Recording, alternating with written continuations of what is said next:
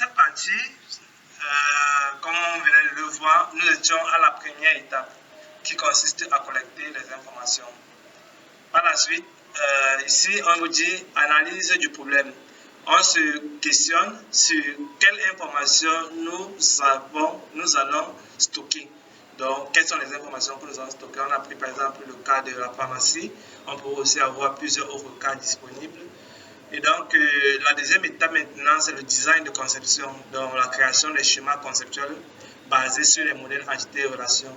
C'est le schéma que j'ai eu à faire à la fin de la vidéo précédente. Ici, facile à comprendre, donc on va essayer de dessiner les choses qui vont être faciles à comprendre. Donc ici, par exemple, description concise des besoins des utilisateurs, les types, les données, les relations, les contraintes. On a parlé de ça, les cardinalités, les entités, les attributs, les relations et tout. Donc on va les dessiner, ça va nous permettre, donc ça va faciliter en fait la compréhension de l'utilisateur. Et aussi, ici, il faut noter qu'on n'implémente pas encore. Donc, on est vraiment dans la phase de conception. On va dessiner les diagrammes en fonction des cas. On va faire les pratiques, on va faire les exercices, on va faire les télés pour pouvoir mieux mûrir tout ce que je suis en train de vous expliquer. Mais déjà, comprenez à l'avance que ici, pas d'implémentation, on n'a pas besoin d'implémentation. Donc, voilà. La remarque, le fait que le concepteur n'a pas de soucis d'implémentation lui permet de développer et de concevoir les bonnes bases de données conceptuelles. Alors, la troisième étape maintenant, c'est l'implémentation. Donc, comme vous pouvez le voir avec le schéma, ici maintenant, on détermine les structures des bases de données. Est-ce que c'est une base de données relationnelle qu'on va implémenter? Est-ce que c'est une base de données réseau qu'on va implémenter? Est-ce que c'est une base de données hiérarchique qu'on appelle encore les bases de données hiérarchisées, bien sûr. Donc, le choix du système de gestion de base de données aussi va dicter sur la structure interne physique de la base de données. Parce que, comme vous avez vu en haut, on a plusieurs types de systèmes de gestion de base de données. Donc, le choix va aussi influencer sur le modèle. La quatrième étape, c'est la conception physique, c'est-à-dire on implémente. Comme vous avez vu, on a eu à créer la table employée tout à l'heure dans MySQL. Dans les vidéos antérieures, on a eu à faire une vidéo dans laquelle, l'avant-dernière vidéo, bref, on a eu à développer MySQL, on a créé une table MySQL. Donc là, c'était l'étape physique. Donc cette étape-là, c'est après avoir déjà étudié, fait l'analyse, qu'on passe à cela. Donc ici, spécification des structures de stockage interne et de l'organisation du fichier de base de données. Alors, la modélisation des données permet de décrire correctement l'architecture d'une base de données. Il y a les données, il y a leurs relations, il y a leurs sémantiques, il y a les contraintes. Deux grands modèles de structure, il y a le modèle logique orienté objet, il y a le modèle logique orienté enregistrement. Orienté enregistrement, on a vu tout à l'heure un schéma, on a vu, je crois, on avait vu un schéma, un enregistrement. Donc, c'est ça qu'on appelle orienté enregistrement. Le niveau conceptuel externe, donc il y a une grande flexibilité. La description des structures, l'explication des contraintes. Il y a un très grand nombre de modèles, plus connus sur le modèle entité-relation. Un peu ce qu'on a eu à dessiner. On avait parlé des entités, des attributs, des relations et des contraintes d'intégrité qu'on appelle encore les cardinalités et tout. Alors, une entité déjà, c'est un objet discernable des autres objets qui est affecté d'attributs qui lui est propre. Donc, par exemple, un client, il est dans une ville, qui est dans une rue, il a un nom. Donc, ça veut dire que tout ceci caractérise un client. Un compte, par exemple, est caractérisé par le solde et le numéro de compte. Donc, voilà. Donc, les entités, on les met dans les carrés. Et les attributs, on les entoure, on les met dans les ronds. Donc, c'est la raison pour laquelle vous voyez ici, les attributs sont entourés et les entités sont dans les carrés. La relation maintenant associe plusieurs entités. Donc, ça veut dire qu'ici, on a plusieurs entités. Là, on va mettre une relation pour dire que bon, telle entité est en relation avec telle autre entité. Un exemple, par exemple, la relation clicon associe une cliente à chacun des comptes qu'elle possède, qu'elle possède. Donc, par exemple, voici une relation Picon, voici l'entité client, voici l'entité compte. Donc, un client ici, par exemple, possède un compte. Et ici, plusieurs comptes peuvent être possédés par des clients. Donc, vous voyez que ici, la cardinalité va jouer le rôle de la contrainte. La relation ici va être sous forme de carré, de losange, Picon. Et les attributs maintenant, un client qui possède une rue qui appartient à l'entité client, c'est lui qui, par exemple, possède un compte. Donc, ça veut dire qu'une entité peut posséder une autre entité. On est d'accord? Voilà. Alors, ici aussi, on a encore un exemple de modèle conceptuel donné. Donc, ici, par exemple, on a l'entité division qui, lui, a une région et un nom. Le nom de division et la région. Et donc, ça, ce sont les attributs de l'entité division. Et l'entité division est en relation avec équipe. L'entité équipe qui a un nom, une ville et un aréna. Et donc, on dit qu'une division est composée de plusieurs équipes. Comme aussi plusieurs équipes peuvent se retrouver dans une division.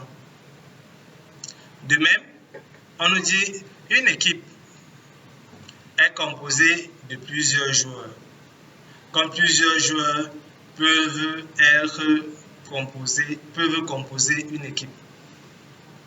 Et les joueurs sont caractérisés par le numéro de joueur, le nom du joueur, la position du joueur.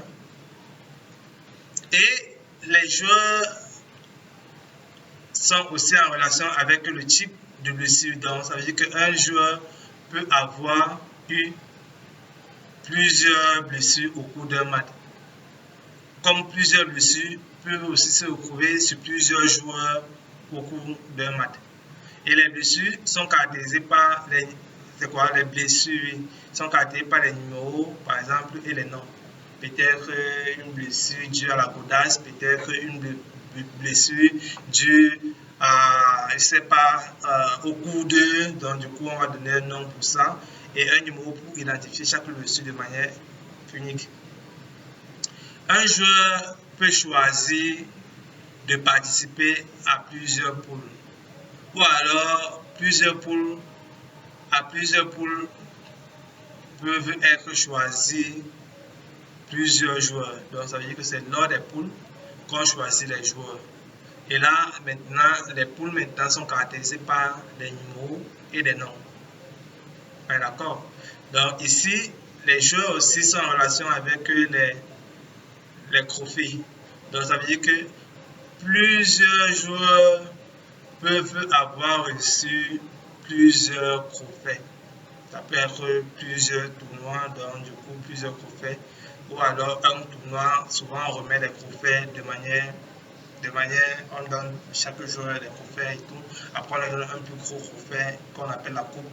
Donc du coup, aussi plusieurs trophées peuvent être reçus à plusieurs jeux. Donc ça peut être dit.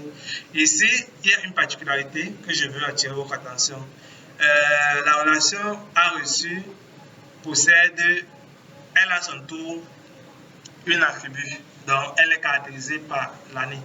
Pourquoi? Parce qu'il y a certains cas où ça varie en fonction des années, comme par exemple dans le cas du ballon. Donc, on ne donne pas le trophée à tout le moment, on donne à chaque année. Donc, du coup, c'est pour ça que ça varie en fonction de l'année. Ou alors, regardez même au niveau de l'équipe et du trophée.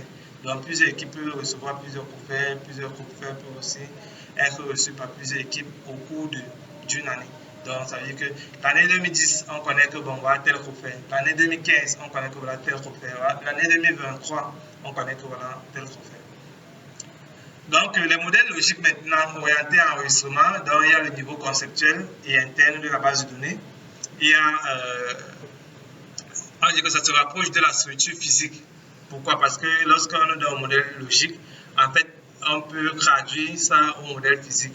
Parce qu'on va vous dire, par exemple, les entités ne sont plus appelées entités, mais les entités sont appelées maintenant tables. On va vous dire que maintenant, les entités, si c'était première lettre en majuscule et le reste en minuscule, dans la table, on écrit tout en majuscule. Donc, vous voyez qu'on conserve vraiment, mais on ajoute seulement le fait de majuscule et tout, qui est vraiment de la littérature. Et puis, on dit que bon, voilà, c'est le modèle physique. C'est la raison pour laquelle c'est pas vraiment trop. Alors, trois modèles plus connus, il y a le modèle relationnel, il y a le modèle hiérarchique, il y a le modèle réseau, comme on l'a vu pour le cas des bases de données. Ici, le modèle logique orienté, donc il y a le modèle relationnel d'abord, qui est le modèle dominant sur le marché. Alors, voilà comment vous pouvez voir le modèle relationnel. Donc, la donnée est perçue comme un tableau. Donc, vous voyez ici, on a un tableau. On a par exemple les F-noms, l'État, les villes. On sait que, bon, ici, par exemple, c'est le fournisseur. Le fournisseur Smith, John, Black. Le fournisseur Black, il est à l'état 30 dans la ville de Laval. John, il est à l'état 10 dans la ville de Laval. Et Smith est à l'état 20 à la ville de Montréal. Donc, les pièces, la première pièce noire, elle a une couleur. La première pièce noire, ça c'est le nom de la pièce. Elle a une couleur rouge, un poids de 12 et on la trouve dans la ville de Montréal. La troisième pièce qui est écrou, elle a la couleur bleue, elle a un poids de 17, on la trouve dans la ville de Québec. Ici par exemple, la première commande, prenons la. Ici, vous voyez, on a 1, 1, 1, on a F1, F1, F1. Donc, il y a une duplication au niveau du fournisseur. Mais sauf que ici, on peut dire quoi? Le fournisseur, le premier fournisseur, donc le fournisseur, ici, c'est F1, F1 c'est Smith, et P1 c'est noix. Donc, ça veut dire que Smith a commandé une noix, a commandé 300 noix, c'est la quantité. Donc, le fournisseur Smith a commandé 300 noix. Le fournisseur Smith encore, il a commandé P2. P2 c'est les boulons. Il a commandé 200 boulons. Le fournisseur Smith a commandé P3. P3 c'est les écrous. Il a commandé 400 écrous. Tandis que le fournisseur 2, lui, il a commandé uniquement 300 noix et il a commandé 200 boulons. Le fournisseur 3, Blake a commandé 200 boulons. Blake a commandé 200 boulons. Donc, qu'est-ce qu'ici on voit? On voit qu'on a fait une association entre la table fournisseur et la table pièce qui nous a donné une nouvelle table qu'on appelle la table commande. C'est ça qu'on appelle la jointure. Donc, je pense qu'on va le voir plus en détail dans les cas pratiques. Mais ici, déjà, c'est déjà bien de pouvoir avoir une certaine idée. Comme ça, là, lorsque nous serons dans les cas pratiques, ça serait vraiment évident. Alors, je vous donne rendez-vous pour la prochaine vidéo et surtout, n'hésitez pas s'il y a des questions à me venir en commentaire ou alors par WhatsApp. Merci, portez-vous bien.